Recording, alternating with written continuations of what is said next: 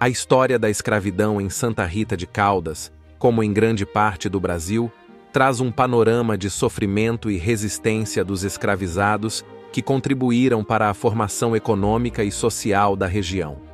Embora a escravidão não tenha sido tão determinante para o desenvolvimento econômico do município quanto em outras partes do país, registros de compra e venda de escravos, além de documentos paroquiais, indicam que a presença dessa mão de obra foi relevante em um período específico.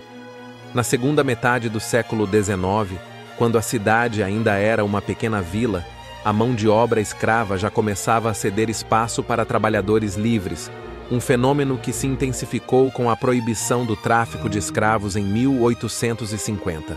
A escravidão africana no Brasil iniciou-se em meados do século XVI, com o objetivo de suprir a demanda por mão de obra nas plantações de cana-de-açúcar do Nordeste.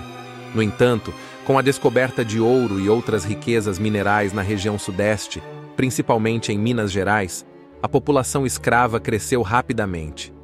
Durante o apogeu da mineração, que teve seu auge entre o final do século XVII e início do XVIII, os africanos escravizados, oriundos de diferentes etnias e regiões do continente africano, passaram a constituir uma grande parte da população.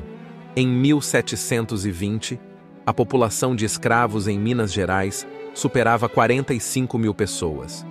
E em 1800, esse número já alcançava 188 mil. A rotina de trabalho para esses escravizados era brutal. Na mineração, por exemplo, a jornada começava ao amanhecer e terminava apenas à noite, sem folgas ou pausas prolongadas. De acordo com os relatos, a expectativa de vida de um escravo minerador era de cerca de 27 anos, dado o desgaste físico intenso e as condições insalubres. Em meio a essa realidade, as famílias de Santa Rita de Caldas que possuíam escravos os empregavam em funções relacionadas à agricultura, especialmente na produção de alimentos que abasteciam outras regiões mineiras. Por volta de 1850, o número de trabalhadores livres já superava o de escravos em Minas Gerais. Mesmo assim, algumas famílias em Santa Rita de Caldas mantinham escravizados em suas propriedades para trabalhos agrícolas. No entanto, posses com grandes quantidades de escravos eram raras. Na média, cada proprietário mantinha cerca de 11 escravos, valor que refletia uma característica comum no estado mineiro. Um traço interessante da escravidão em Minas Gerais foi o aumento da população escrava por meio de reprodução natural, ou seja, o crescimento do número de escravos ocorreu principalmente por nascimentos, não por importação direta da África. Esse fenômeno foi intensificado pela Lei Eusébio de Queiroz, de 1850, que proibiu o tráfico negreiro. A reprodução natural também se tornou uma estratégia para manter a mão de obra disponível a longo prazo, uma vez que a substituição pela importação de africanos não era mais viável. A economia de Minas Gerais, fortemente centrada na mineração e na agricultura, contava com o trabalho dos escravos para garantir a produção em larga escala. A falta de tecnologia ou maquinário adequado significava que o trabalho braçal era a única opção para o sucesso de lavouras e garimpos. Entretanto, Santa Rita de Caldas, sendo uma vila em desenvolvimento, viu na diversificação das atividades econômicas uma possibilidade de dependência reduzida do trabalho escravo. A partir de 1860, o valor dos escravos sofreu uma elevação expressiva devido à proibição do tráfico intercontinental. Um escravo jovem e saudável passou a custar cerca de R$ 1,4 milhões, valor comparável ao de uma casa em boas condições na região. Registros de compra e venda, feitos no cartório de Santa Rita de Caldas, ilustram essa valorização. Entre 1864 e 1873, foram feitas diversas transações envolvendo escravos, com valores que variavam dependendo da idade, saúde e habilidades do escravizado. Além dos fazendeiros, autoridades religiosas também participavam dessas transações. O padre João Batista Manja, por exemplo, adquiriu 2 escravas durante seu paroquiato na freguesia de Santa Rita de Caldas. O envolvimento de membros da igreja na posse de escravos reflete as complexas relações de poder e as contradições da época, em que até figuras e instituições religiosas se beneficiavam do sistema escravista. Um aspecto único da escravidão em Minas Gerais foi a existência dos chamados negros de ganho. Esses escravizados podiam exercer profissões urbanas como sapateiros, alfaiates e ferreiros, e parte do valor recebido com esses trabalhos era repassado ao senhor. Alguns negros de ganho conseguiam poupar o suficiente para comprar sua liberdade, um sistema que, embora restritivo, permitia aos escravos uma ligeira autonomia e a esperança de um futuro livre. As fugas de escravos, apesar de não serem constantes na região, aconteciam, levando à formação de grupos de capitães do mato, especializados em capturar escravos fugidos. Anúncios em jornais informavam sobre esses episódios e ofereciam recompensas a quem conseguisse recapturar os fugitivos. A brutalidade era uma marca das punições aos que tentavam escapar ou cometiam infrações. O caso de um escravo chamado Ananias, condenado a 100 chibatadas no centro de Caldas e a carregar um ferro no pescoço, exemplifica as crueldades aplicadas como forma de manter o controle sobre a população escravizada.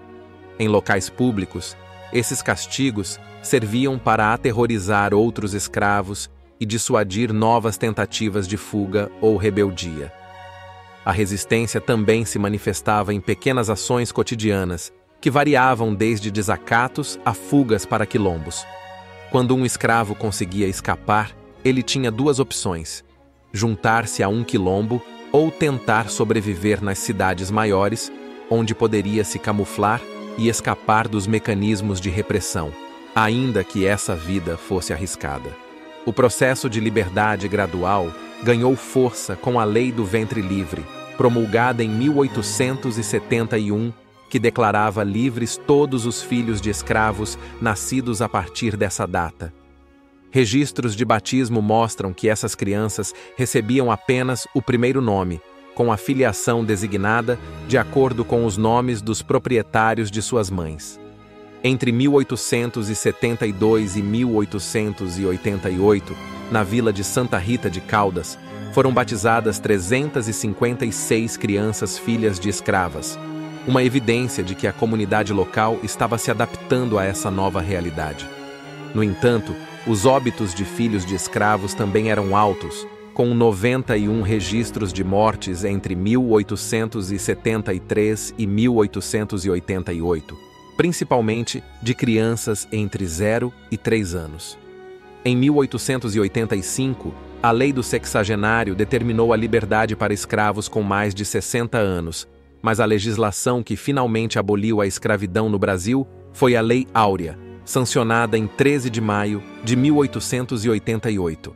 A Fazenda Ribeirão Fundo, situada no bairro de mesmo nome, é a construção mais antiga de Santa Rita de Caldas, e tem grande relevância histórica. Construída originalmente pelo português Manuel da Costa, a propriedade passou por reformas em 1850 sob o comando do capitão Gabriel Pires Eustáquio, que mantinha escravos na fazenda. É interessante notar que, segundo relatos, o capitão Gabriel era respeitado pelos seus escravos, que continuaram trabalhando na fazenda após a abolição, agora como trabalhadores livres. A presença de um eucalipto, que teria sido doado pelo imperador Dom Pedro II ao capitão Gabriel, traz uma curiosidade sobre a Fazenda Ribeirão Fundo. De acordo com descendentes da família, trata-se da primeira muda de eucalipto plantada em Minas Gerais, uma árvore que permanece no local até hoje. Outra fazenda com valor histórico é a Fazenda Pedra Branca, já demolida, que se localizava no bairro São Benedito dos Campos, construída em 1860 por Antônio Pires Eustáquio, filho do capitão Gabriel. Essas propriedades, que serviram de base para o trabalho escravo em Santa Rita de Caldas, são símbolos das transformações que ocorreram na sociedade mineira, desde a utilização de trabalho cativo até a adaptação ao trabalho livre.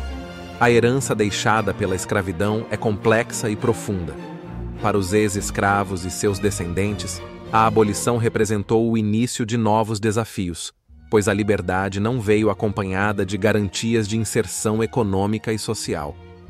A memória desses homens e mulheres que contribuíram para a construção de Santa Rita de Caldas permanece nos relatos e nas construções preservadas, como a Fazenda Ribeirão Fundo, lembrando-nos da resiliência daqueles que viveram e resistiram sob condições de extrema adversidade.